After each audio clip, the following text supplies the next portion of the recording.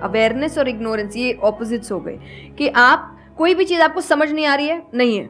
मैं अधिकतर नास्तिक लोगों को आप देखिए, उनको अगर पूछे ना भगवान को मानते हैं तो उनके पास एग्जैक्ट रीजंस नहीं होते कि क्यों नहीं मानते, बस नहीं है, दिखा नहीं, मुझे नहीं दिखा तो नहीं है। तो तुम्हें तो बहुत चीज़ें नहीं दिख रही। मेरे पापा इस पर मैंने एक बार उनसे क्वेश्चन किया था कि बोले तो पापा कैसे जवाब देते? पापा बोले उनको पूछना उन्होंने अपने परदादा को देखा था। देखा तो नहीं होगा।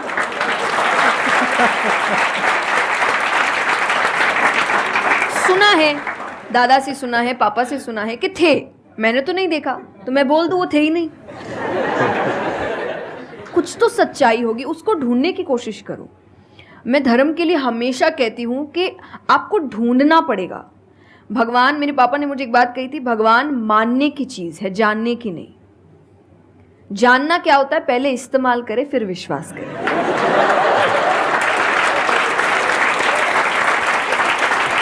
कि पहले देखेंगे है कि नहीं है, फिर बताएंगे, तो वो तो भगवान है, वो कहेंगे देख मैं भी घुमाता हूं। वो भगवान है भाई। उनको अगर आप बोलोगे कि मेरे सामने आ, मुझे दिखा तू है कि नहीं, तो बोलेंगे घूम, नहीं दिखाता, कभी नहीं हुई, नहीं जा। तो भगवान मानने की चीज है, मानो, वो अपने आप जना देंगे वो कहाँ है। हमेशा से हमें यही सिखाया गया है, यही समझाया गया है कि भगवान हो या किसी भी चीज़ को जानना नहीं बल्कि मानना सीखो। मैंने किसी एक बड़े पर्सनालिटी की वीडियो में देखा था, उन्होंने बताया हुआ था भगवान को जानना नहीं मानना सीखो। उन्होंने बहुत अच्छे से समझाया भी हुआ था एग्जाम्पल देकर। और जहाँ तक देखा जाए तो वो अपनी जगह सही भी हैं। उन्हें जो सिखाया गया है, जो उन्होंने सीखा है, समझा है, उस हिसाब से उन्होंने बताया।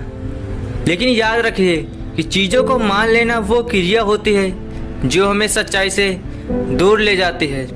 अगर आप किसी भी बड़े फिलोसोफर से मिलोगे या फिर किसी महान इंसान से मिलोगे तो आपसे कभी ये नहीं कहेगा कि चीज़ों को मान लो। वो हमेशा यही कहेगा आपसे कि चीज़ों को जहाँ तक जान सकते हो वहाँ तक जानने की कोशिश करो।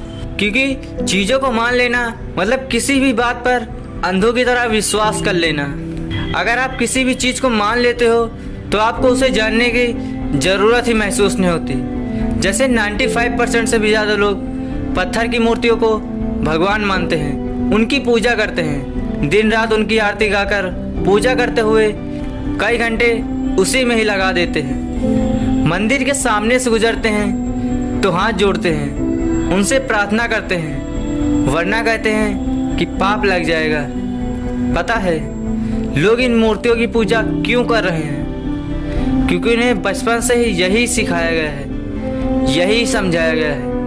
उनके बड़े भी यही करते आए हैं और वो भी यही ही कर रहे हैं। उन्होंने कभी खुद से क्वेश्चन ही नहीं पूछा कि वो जो कर रहे हैं या वो जो भी करते आ रहे हैं वो सही है भी या नहीं। ऐसा लग रहा है जैसे वो अपने दिमाग का उपयोग ही नहीं करना चाहते हैं। ऐसा नहीं है कि उनके दिमाग में कभी एक क्वेश्चन नहीं आया होगा कि भगवान इन मूर्तियों में है या नहीं, पूजा करना चाहिए या नहीं। दिमाग में कभी न कभी ये क्वेश्चन जरूर आए होंगे, मगर उन्होंने ये कहकर बात टाल दी होगी, कौन पड़े इन सब जामों में, कौन अपना दिमाग लगाए, छोड़ो इन सब बातों को। जो कहा जा रहा है, जो सब कर रहे हैं वही करते चलो।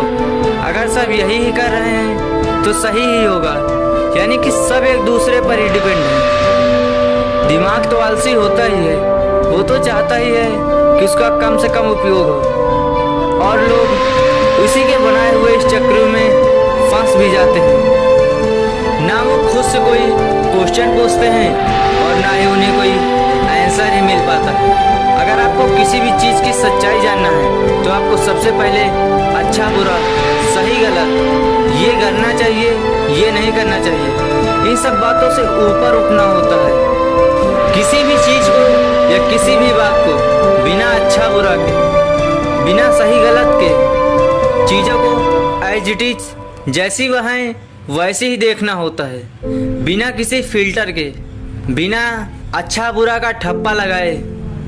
आपने ये बात तो सुना ही होगा कि सही रिजल्ट्स पाने के लिए सही फार्मूला अप्लाई करना होता है। लेकिन अगर फार्मूला ही गलत हो, फार्मूला ही सही ना हो तो क्या सही रिजल्ट्स प्राप्त किया जा सकता है? नहीं किया जा सकता। तो सही रिजल्ट्स पाने के लिए आपको सबसे पहले सही फार्मूला अप्लाई करना होगा। आप जो अभी तक फार्मूला यूज कर रहे थे कि चीज़ों को जानना नहीं मानना सीखो, वो फार्मूला ही सही नहीं था और आप लोग गलत फार्मूले का उपयोग करके सही रिजल्ट्स की उम्मीद किए बैठे हुए थे, इसलिए तो आपको सही रिजल्ट्स मिल नहीं रहे थे।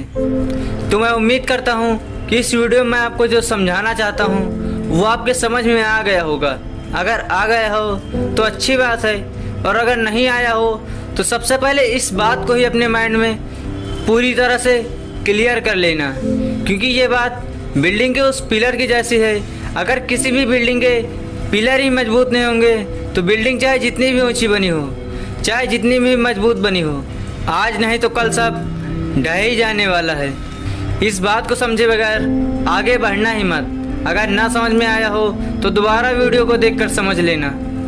इस वीडियो से रिलेटेड आपके जो भी विचार हैं कमेंट करके ज़रूर बताएं, और अगर नहीं समझ में आ रहा है कि कमेंट क्या करें तो सिर्फ यस या नो में ही लिख के बता देना, हम समझ जाएंगे। अगर आपका कोई भी टॉपिक है तो आप हमें सजेस्ट कर सकते हैं। अगर आपने अभी तक चैनल को सब्सक्राइब नहीं किया है तो चैनल को सब्सक्राइब करके बेल आइकन प्रेस कर दें। मैं आपसे मिलता हूँ किसी नेक्स्ट इंस्पायरिंग वीडियोस में। तब तक के लिए आप लोग अपना ख्याल रखिए, खुश रहिए, मस्त रहिए, मुस्कुराते रहिए और ऐसे ही अपना प्यार बांटते रहिए। आपने इस वीडियो को इतनी धैर्य और इतनी ध्यान से सुना, इसके लिए आप सबका आभार।